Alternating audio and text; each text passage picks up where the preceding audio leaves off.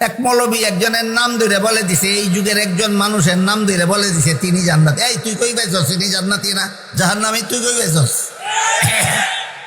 এত হেডমাস্টারই তোমারে কে দিল একটা লোকের নাম ধরে পেয়ে দি তাই লোকটা জান্নাতি? কিছুদিন আগে ইন্টারনেটে দেখলাম একজন আলেম একটা ভুল কথা বলছে। যেহেতু ভুল কথাটা ইন্টারনেটে চালু হয়ে গেছে একজন আলেমের মুখে, আমাদের দায়িত্ব আপনাদেরকে সতর্ক করার যে ভুলটা কোথায়। কোরআনে এবং হাদিসে আল্লাহ এবং আল্লাহর রাসূল যাদেরকে জান্নাতি বলে ঘোষণা দিছে, কিয়ামত পর্যন্ত সারা দুনিয়ার মুসলমান গ্যারান্টি দিয়া বলতে পারে এরা জান্নাতি। যেমন হাদিস শরীফে আল্লাহ রাসূল বলেছেন, আবু বকর ফিল জান্নাহ, উমর ফিল জান্নাহ, উসমান ফিল জান্নাহ, আলী ফিল জান্নাহ। আবু বকর জান্নাতি, উমর জান্নাতি, উসমান জান্নাতি, আলী জান্নাতি।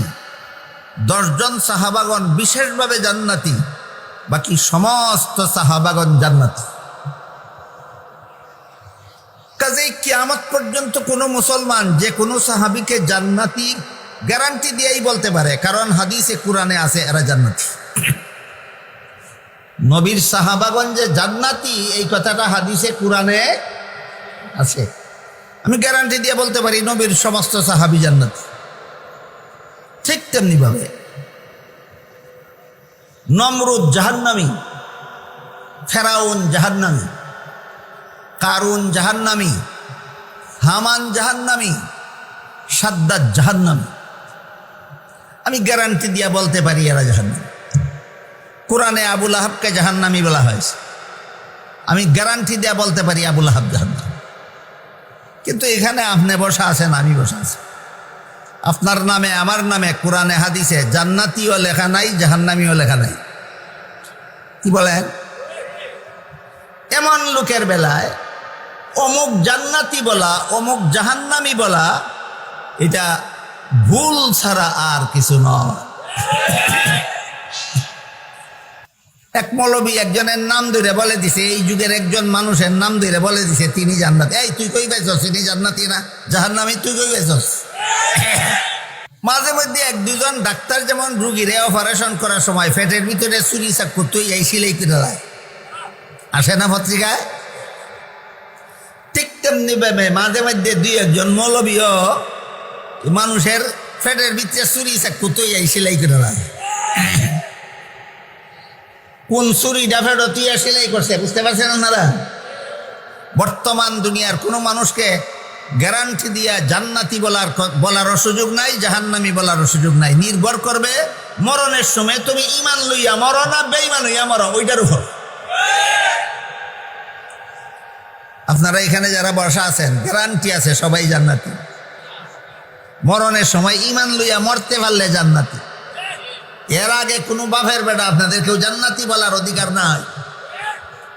আর মরণের সময় বেঈমান হইয়া মরলে এরপরে বলা যাবে এই লোকটা জাহান্নামী। মরণের সময় কে ঈমান লইয়া মরে আর কে বেঈমান হইয়া মরে তুমি কি জানো? এত হেডমাস্টারই তোমারে কে দিল একটা লোকের নাম ধরে পেয়ে দি তাই লোকটা জান্নাতি? এটা ভুল পথ। এই জন্য বলছিলাম আলেমরা যে আপনাদের চিরশান্তি চিরমুক্তির পথ দেখাবেন, মন গড়াভাবে দেখাইলে আমরা সেই পথে যাব না। দেখাতে হবে আল্লাহ এবং আল্লাহর রাসূল যেই পথ দেখাইছেন এইটা হইল জাহান্নাম থেকে বাঁচার পথ। হাদিস শরীফে রাসূল করিম সাল্লাল্লাহু আলাইহি ওয়াসাল্লাম নিজের উম্মতের জন্য জাহান্নাম থেকে বাঁচার সর্বমোট 4টা পথ দেখাইছেন। বলছেন এই 4টা পথ হইল আমার উম্মতের জাহান্নাম থেকে বাঁচার পথ, এছাড়া 5 নম্বর কোনো পথ নাই। এই কথাগুলি কিন্তু জীবন ভর আমাদের সমস্ত মুসলমানদের মনে রাখা দরকার। হাদিস শরীফে আল্লাহর রাসূল উম্মতকে জাহান্নাম থেকে বাঁচার পথ কটা দেখাইছেন? 4টা। এটা বলবেন না কোনোদিন ওই মৌলবীর মতো আমি মন গড়া কইয়া দিছি না রাসূল হাদিসে কইছেন। হ্যাঁ, রাসূল হাদিসে কইছেন। এই হাদিসটাই আমি আপনাদের সামনে পড়ছি। রাসূল বলেন কুন আলিমান আও মুতাআল্লিমান আও মুস্তামিআন আও মুহিব্বান ওয়ালা তাকুন খামিসান ফাতাহলিক আও কামা ক্বালা আলাইহিস সালাতু ওয়াস সালাম। রাসূল বলেন, তুমি আলেম হও, এটা তোমার জন্য জাহান্নাম থেকে বাঁচার 1 নম্বর পথ। দেখেন রাসূল কত পরিষ্কার করে কথা বলছে, তুমি আলেম হও, এটা তোমার জন্য জাহান্নাম থেকে বাঁচার 1 নম্বর পথ। আলেম যারা হইতে পারছো না তাদেরকে রাসূল বলেন, তোমরা আলেমের ছাত্র হও। আলেমের ছাত্র হওয়াটা তোমার জন্য জাহান্নাম থেকে বাঁচার 2 নম্বর পথ। দেখেন রসুলের কথা যদি বুঝে থাকেন তাহলে বলেন তো, মাদ্রাসায় ফিরে যারা আলেম হইছেন এরা জাহান্নাম থেকে বাঁচার পথে আছেন কিনা? কত নম্বর পথে? 1 নম্বর। আর মাদ্রাসায় ভর্তি হইয়া যারা আলেমদের ছাত্র হইছে এরা জাহান্নাম থেকে বাঁচার পথে আছে কিনা? বলেন এরা কত নম্বর পথে আছে? হ্যাঁ, এরা 2 নম্বর পথে আছে। আলেমগণ আছেন জাহান্নাম থেকে বাঁচার 1 নম্বর পথে, ছাত্ররা আছে 2 নম্বর পথে। মনে রাখতে হবে, পথে আছে, গন্তব্যস্থলে পৌঁছা গেছে না, পৌঁছার পথে আছে। হয়তো কোনো সময় পথ হারাও হতে পারে। কি বলেন? পথে থাকা আর পৌঁছা যাওয়া সমান কথা। পথে আছে। আলেমগঞ্জ জাহান্নাম থেকে বাঁচার 1 নম্বর পথে আছে। ওই আলেমের মতো যদি ভুল পথ দেখায় তাহলে সে পথ হারা হয়ে যাবে। মাদ্রাসার ছাত্ররা জাহান্নাম থেকে বাঁচার 2 নম্বর পথে আছে। পথ হারা হওয়ার আশঙ্কা আছে।